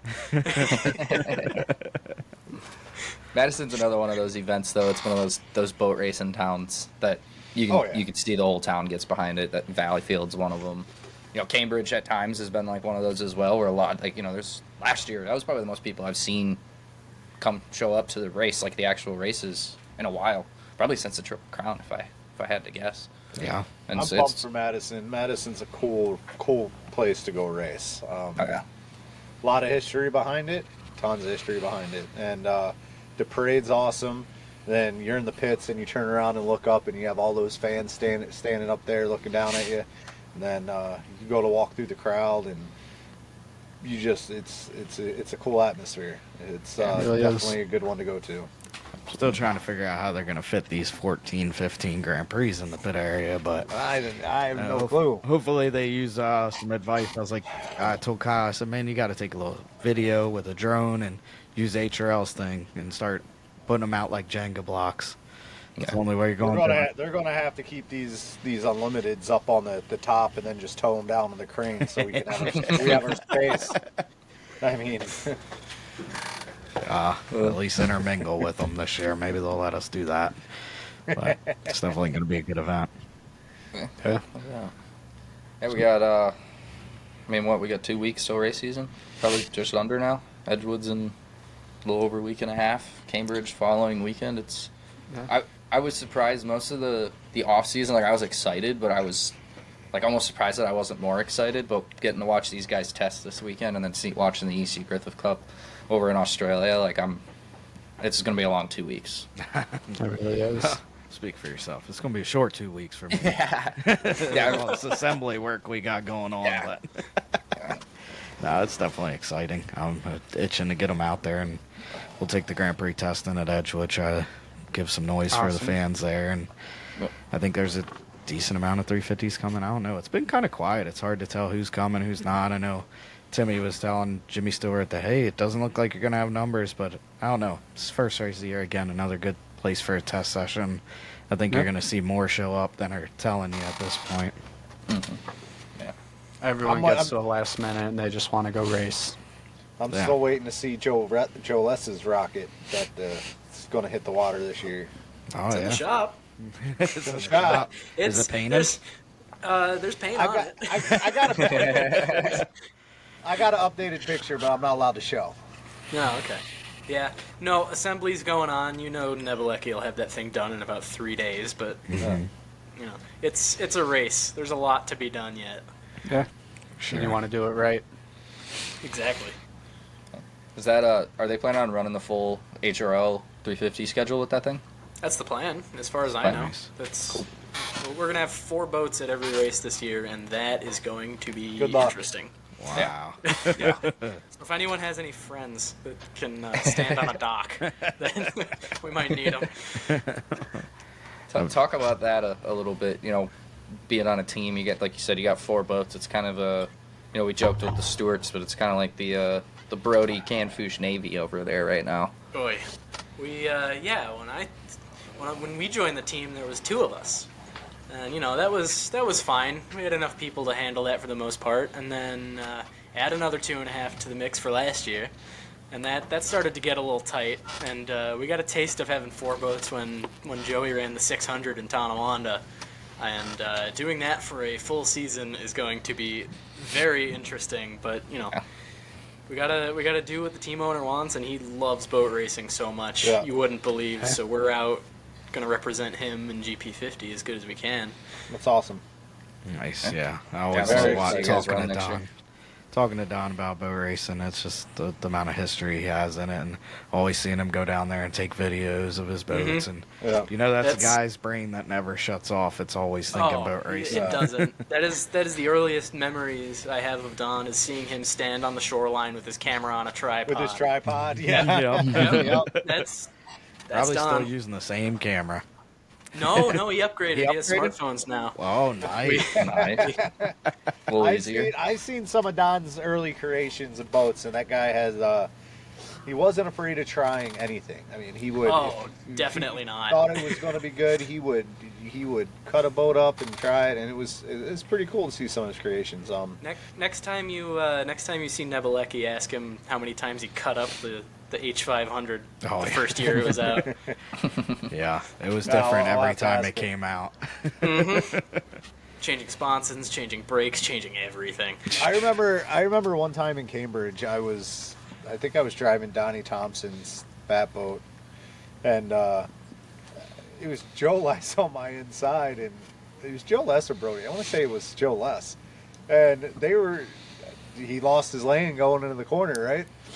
Come in's all pissed off, and something was said to me, and I just went, well, if your boat wasn't so freaking wide. Let me tell you, that thing looks massive. Yeah. With the new cockpit on it, that thing looks huge.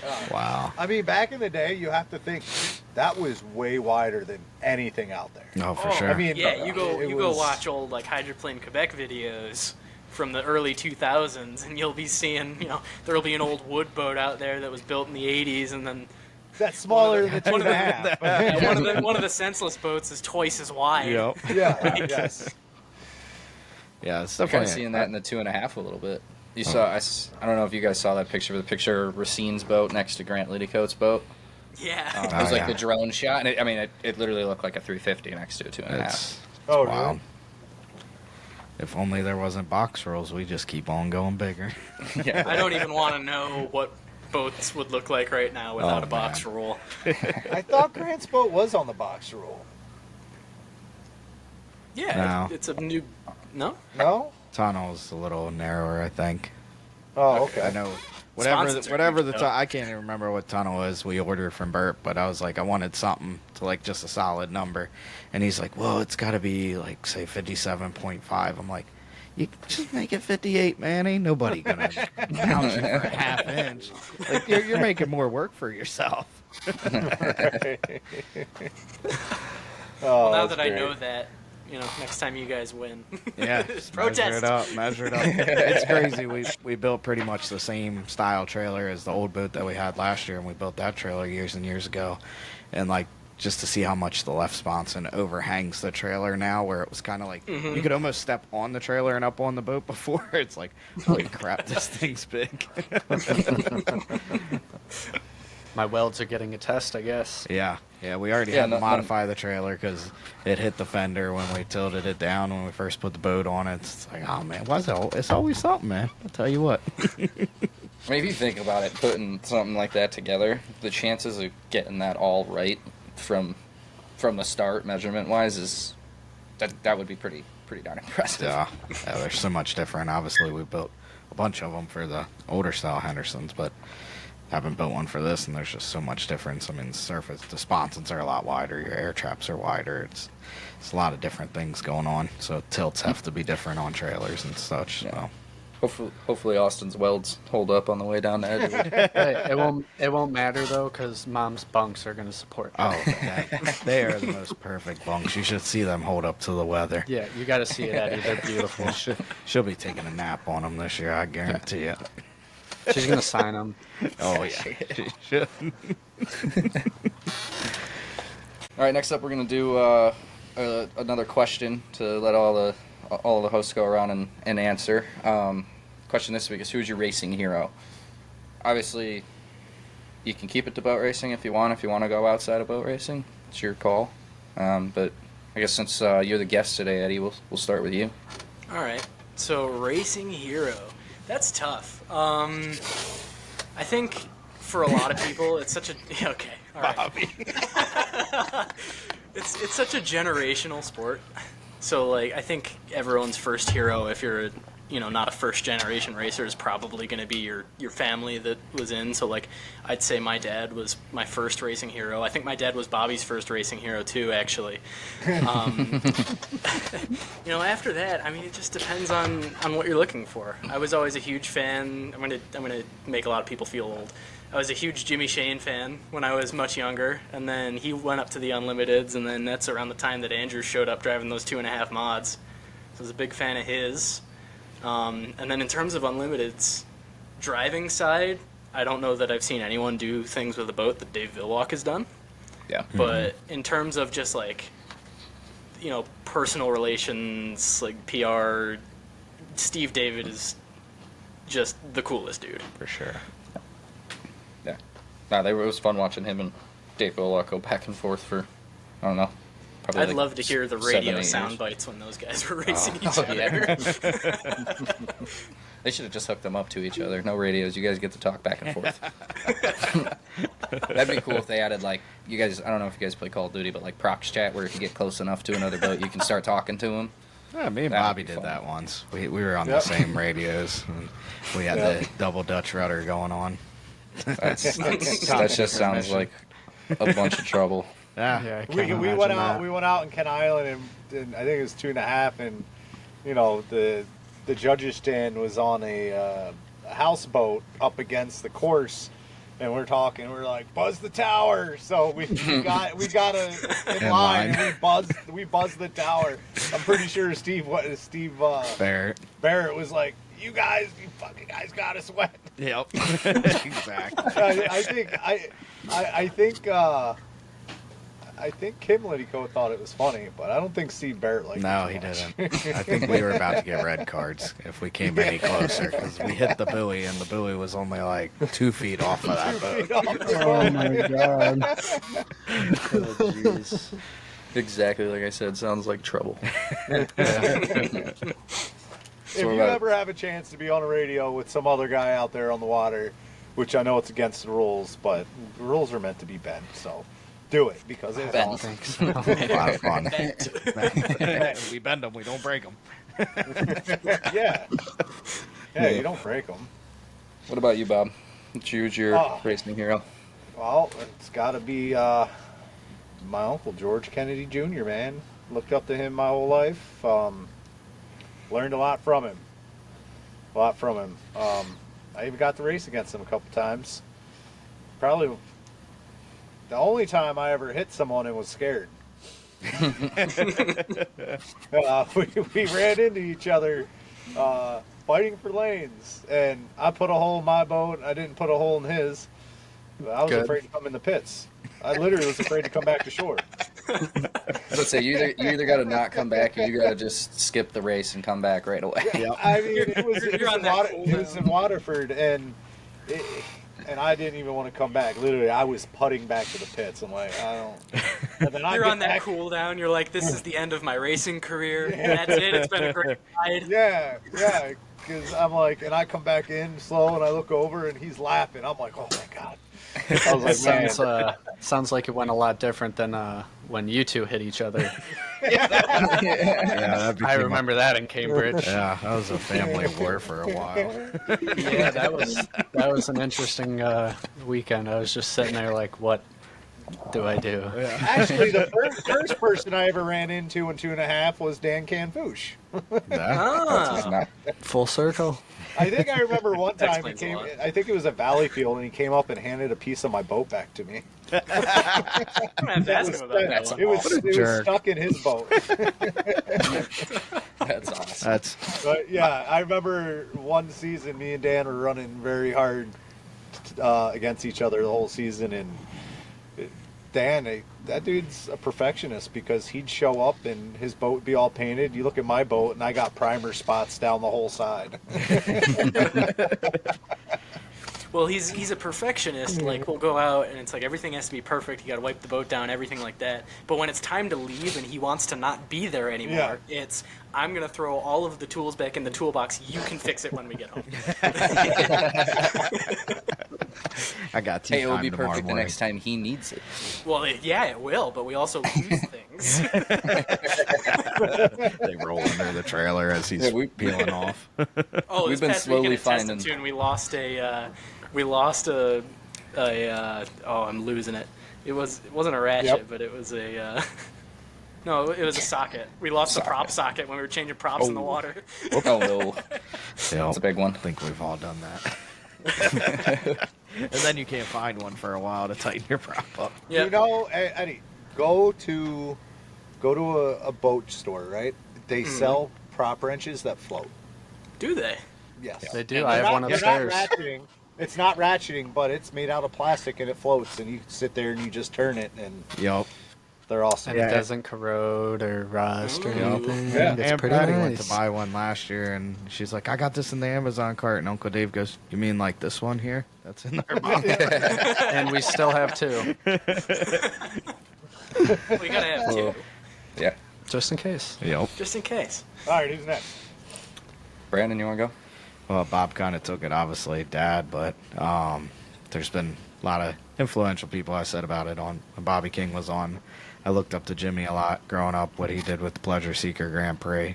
I've had a lot of influence, I guess, in this career of racing with Serge Blanchette. I've learned so much from him, aside from the driving aspect, the motors, and Paul Hewitt. I mean, he was like my mentor. There's been so many times this winter I've wanted to message him on Facebook, so it's kind of like hard to lose that part. Obviously, as we get older in this sport, a lot of these legends start to go away, and unfortunately we lose them. But that, I would say, there's just a lot of people. I mean, 350, you got a lot of guys that were always fast. Claude Bergeron, you always saw what some of these guys could do with a boat. You just always wanted to be like them. There's so many to name, but yeah, definitely at the top of the list, obviously, I gotta say Dad, because otherwise he'd kick my butt and probably make my boat not run. He's also your boss. So Yeah. you better say it. Pretty much no choice here. Brandon, you're going out for the first heat in Cambridge. Your boat won't start, and he's just gonna be standing back there like this. He'd be like, This is from like Thumbs up. Jimmy Wires. King. Yep. But at the end of the day, he still knows that even though he made me, I'm better than him.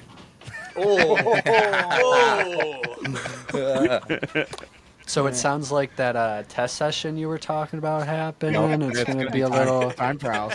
Sounds like okay. sounds like the GP 135 is going to be ready real fast. Yep.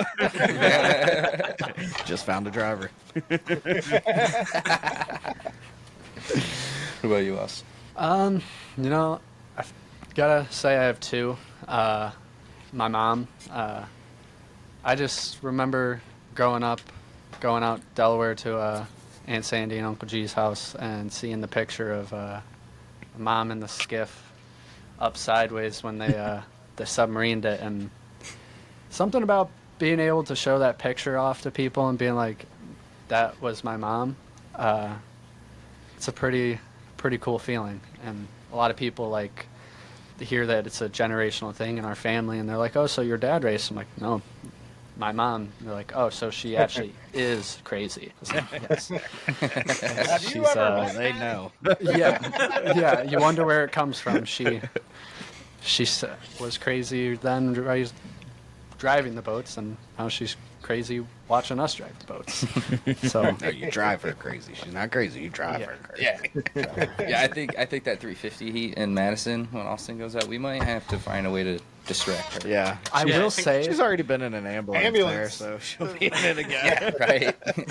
I will say that was when I got out of the boat testing the 350. Someone came over to me and they're like, Austin, your mom stayed sitting the whole time. Like, what's wrong? She had that camera. She had something else to focus on. Yeah, right. Well, Distraction. it did help that she just had hip surgery, so hip Yeah, Yeah. she can't move too much. She's trying though. Oh yeah, I'm sure she moved a little bit more, or she will in that Madison heat that she's supposed to. 100%. I'd say for me, I three technically, but I'd say both you, Brandon, and you, Bob. I didn't get to see Uncle G race a ton, at least memory-wise. I got to see him race the GP a little bit. Kind of one of the last times he really raced. But I got to watch you guys race a ton. I mean, we're talking hundreds of heats each, and you guys have both been pretty successful, and it's been, like Austin said, being able to show off pictures of Mom driving. It's been cool to get back from race weekends, and it sucks. It was tough as a kid. You go away for a weekend, you miss things at home, but it's cool to come back and say, oh yeah, but my brother won or my cousin won that weekend, and there's been a lot of those weekends, and it's been cool to watch. It's been cool to be a part of. I'd say not as much on the racing side, but more in just like the passion for racing side. I do have to give my dad some credit on that in that regard. I mean, it's crazy that he's been going to boat races for as long as he has and not actually raced one, but it kind of speaks to how much he is just passionate about the sport, even if it's not in the adrenaline way. There's a lot more to it than just going out there and driving. He really loves working on the engines, being involved in the setup of the boats, and just seeing how committed he was able to be to it, not being in the seat. That sparked my passion as a kid, because I, up until recently, didn't have much interest in driving, but I loved being at the races, and I definitely got that from him. And then I think maybe the passion to drive came from my mom. Yeah, he's my radio guy, and I don't think I've had a lot of radio guys, a lot of really good radio guys, but having Dad on my radios, it's something special, and he calms me. Not too much things can calm me down. No. but he's he's my voice of reason and calms me down. So it's just having him around is definitely a huge impact. So it's pretty cool. And it's awesome seeing someone that hasn't ever been able, or never, I don't know if he won't get in a boat or what, but the excitement that it brings him seeing one of us or any boat he touches or helps with. And that's another thing, kind of like Uncle George, it's not just our boats. If someone else over there is doing something he knows and they need help, he's not hesitating to run over and help. He wants to see everyone succeed, and when it does work out, he's just as happy as the rest of us, even though he's not behind the wheel. Sure. We'll get him there though. We'll Yeah. get him One there. day. Just gotta, I don't think he's getting a choice on that one. yeah. No, he's, I don't He's know. gonna How, get him down on there. the dock and then block it. I don't know how he's gonna fit in my seat or me and Bobby's seat this year if we make it to that fall test session. But We'll, shove him in there. Just, Yeah, just we'll- detach the lid for the heat. Well, I don't know. We'll figure out. We'll get a seat to bolt in that he can fit in, because he's a taller dude, bigger. So we'll get him in though. I mean, he I got to don't care. drive. Or go ahead. Sorry. I said I don't care if we have to set him in there and then jump on him. He's gonna fit. I'm pretty confident as long as his back's not in too bad a shape at that time, he'd do it, because he got to drive a sprint car when he was a bit younger, right, Bob? Well, no, he did that at Dover, where you got to go out on the track on a sprint car. But I wanted probably cup like car. 15 years ago. He did go out in a Formula V at Waterford track, and it was like an open test day, run what you brung, and they were timing everything. He had the fastest time in his class out of like all the other Formula Vs there. So Doesn't surprise me. So he would do good in a boat. He knows racing. Yeah. And he can tell us stuff about driving that we don't know because we're in the boats, and he knows Yeah. exactly how boats are supposed to handle. He's been watching them for years, so Yeah. when we're doing stuff wrong or doing stuff right, he can call it out, and it's a lot easier for him to see it. That's than why he's on Bob's say us radio. driving. That's why he's on Bob's radio. They get- Might be what wise the on fuck are you ours. doing? I was wait. listening in Madison. I had the headset on, and I hear. He's like, "Dude, I can't hear you. Just stop talking." Hold on, am I getting He this says right? that a lot. Your dad tells you when you do something right? Every All now I and hear then. is, why were you late for that start? What are you doing? That's great. Yeah, it hasn't happened much, but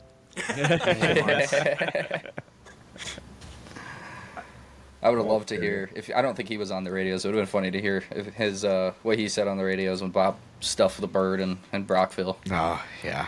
Oh no, You I had Jimbo on my dumb. radio. Was it Jimbo? Oh, and I think Paul was on there too, and I think Paul Hewitt told you were a dumbass. I heard it. I mean, the shoe fits. Dude, Dad would have just been like, "All right, buddy, you're on your own." Yep. swim. Hope you're all right.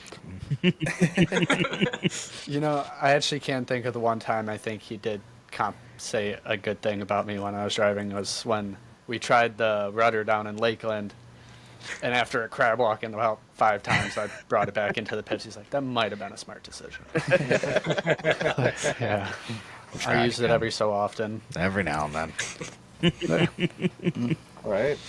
So with Cambridge HRL coming up, let's you guys want to try to pick some winners, or what do you think? Obviously, you can't pick yourself, so in the It's my HRL debut. I gotta pick well, myself. I'm gonna pick you too, because I'm telling you, boat's gonna be a rocket ship, and if it ain't, it's Right. going back in the shed. Or Theo's taking over. I mean, it is his Taking boat. So. It definitely is his boat. Hey, it's just not done yet, is what he told me. We're gonna go get it set up He thought for him. long and hard about that when Carson asked him, and he's like, "It's just not ready yet, Dad. Where's my boat?" I said, "It's at the wrap shop." He said, "My boat's getting wrapped." Tell him get the torque wrench ready. So who? I think I'll go 2.5 class. I think if the boat's running well, like obviously it's going to be pretty fresh out of the box, but I think Austin can get it done in Cambridge. If it's not Austin, I think it'll probably be Matthias. I know I'm interested to see how some of the other boats improve this year. I mean, you got quite a few changes on a couple of those boats, and then Kenny's going to be getting another year. He was right in the mix. So, and that we know that boat's fast. So, like we said before, if his confidence builds, he's going to be right in that mix. I think just for first race of the year, though, I think if 35 is running good, Austin can get it done. But if not, I think Matisse is going to be right there. About you, Eddie. I think. Right? Go ahead, Eddie. Me? Okay. Well, I have teammates in every class, so I think I should probably abstain. I think S50, H500, GP50. I think if I picked anything else, I'd be fired. Right? I thought I wasn't allowed to pick myself. No, I'll do it anyway. I'm winning. I'm shooting my shot now. There you go. If I ever heard someone trying to get a raise before, holy. You guys are getting paid? He wants it. I get a raise every day. They say step on a step stool.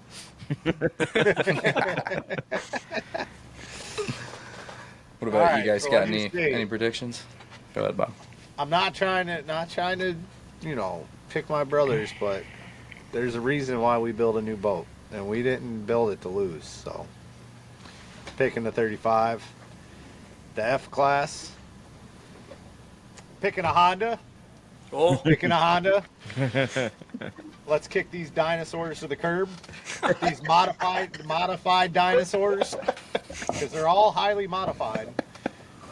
Some modified more than others. You're just not catching them. Trust me.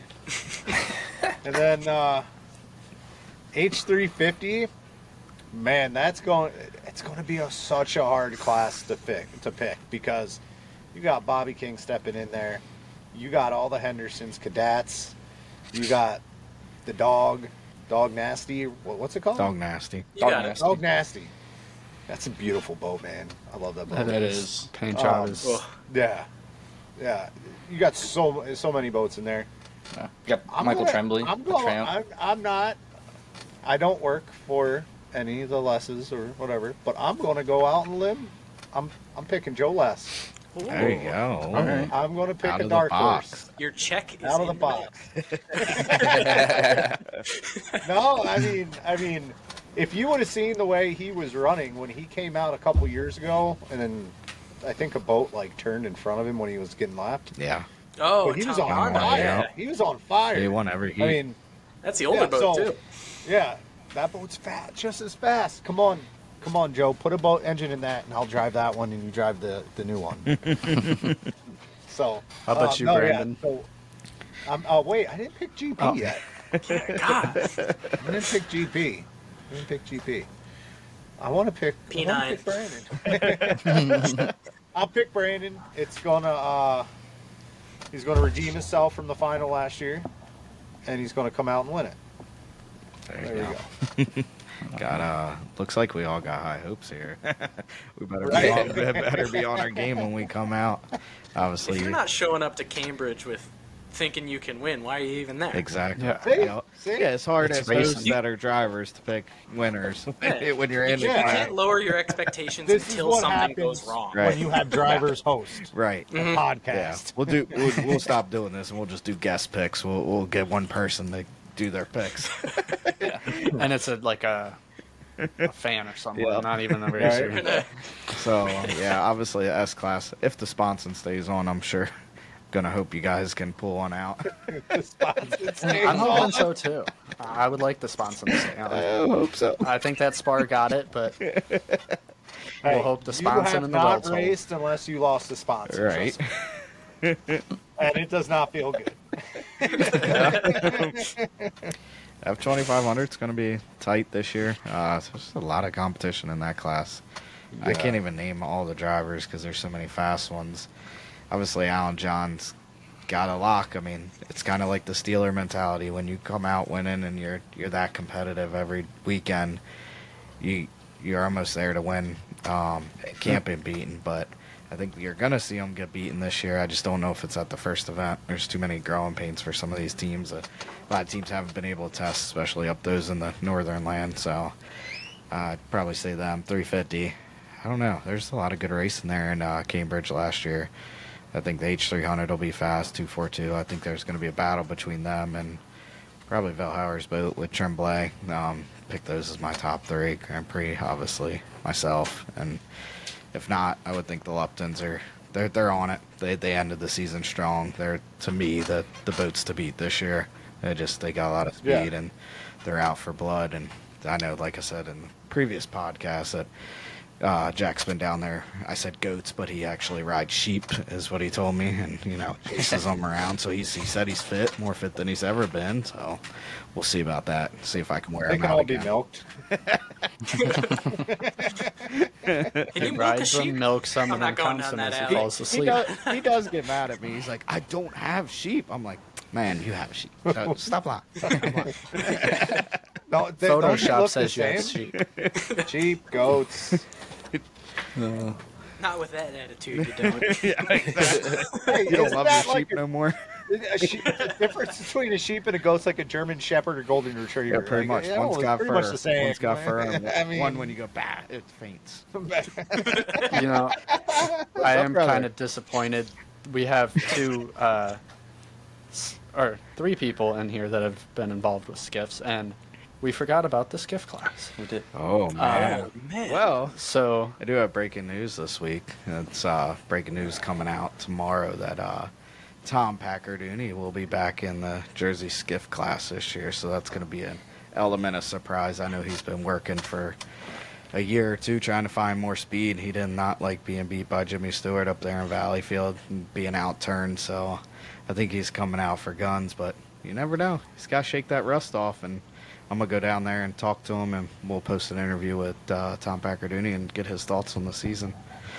You say tomorrow, awesome. but when people watch this, they're going to be like, but it came out News will- yesterday. Yeah. News will already be out. Well, see, technically, I don't even know if I can post this because it's going to come out Friday Hey, unless I tell Janet to go a little earlier, you know? You know what? We're the breaking news podcast, so Yep, exactly. We bring it. We don't wait. It's just PR, you know? We got yeah. this ain't no fake news. Sanctions for everybody. Sanctions. Yep, that's it. Hey, because if you don't release it soon, you know Hydro News is going to, because they are on top of their game over They there. are. Yep. You double back step, and the news is out before we can get it out. Yeah, Hydro News, they post a lot of good stuff, so. Dude, It's you pretty cool, sneeze pretty and cool. Hydro News knows what's going Yeah, on. I know, Like, Right. I know. you can't stop I don't it. know. I don't know who runs it or what part of the country they're in, but they always seem to find everything out. It's ran by Huey's Fly. Speaking of, haven't got an Huey update lately, have we? He made one when they finished the paint job. Yeah. He commented on our Oh, I thought he already did. on his shirt I don't know. sales. Yeah, His shirt He did sales. like that. sometimes he doesn't have internet, which is better for the world.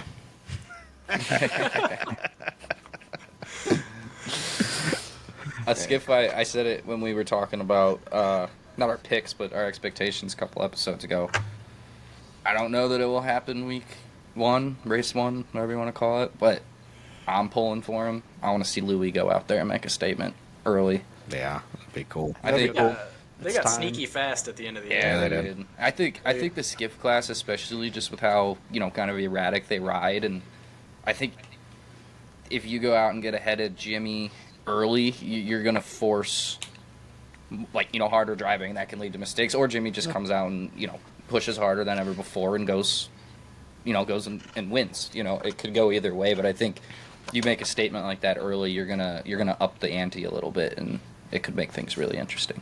So that'll be cool. I mean, they're stepping it up at the end of the year last year, and then you got Pack coming back out, so you could have 3 skiffs mixing it up front and making that even more of an interesting class than it already Maybe is. 4 if the 35 comes out. Yeah. What's up with the 35? Oh, that's GSJS 35. Y'all keep building boats and putting them in front of my skiff. That was the first one to be built, but everything else came out first. So when are you taking delivery of the 350 sponsons? I think he's about 2 months out. I think there's a Grand Prix that might be Well- getting built before our 350 sponsons. I was told by Uncle G after my performance on Saturday he will not build a 350. There was engine problems, not driver problems. I swear. I swear. Yeah, we were down at Dover this past weekend with Jimmy Stewart and Courtney and Dallas and all them, having a good time, and we started talking skiff stuff, and he's like, I cracked my best prop. I don't even know what the next best prop is, so we're just going to be winging it. I was like, oh, man. I was like, you remember that 3-blade you tried in Cambridge and you got beat by your daughter's boat? Like, yeah, you might not want to try that one again. He's like, man, I think I was going in reverse that heat. I'm excited to get out with them in Billy Sewell's boat again this year.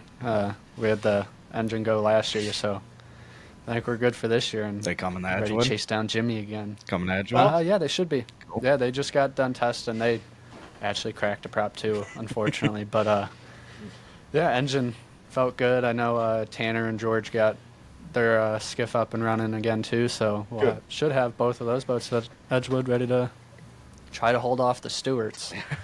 4 against 2. Yeah, it's crazy. It's a lot of boats. It's fun battles. They all like to go They were for the fun to watch inside. last year. Yeah, for Yeah. sure. Thanks for watching Chasin Tails. See you later, brother.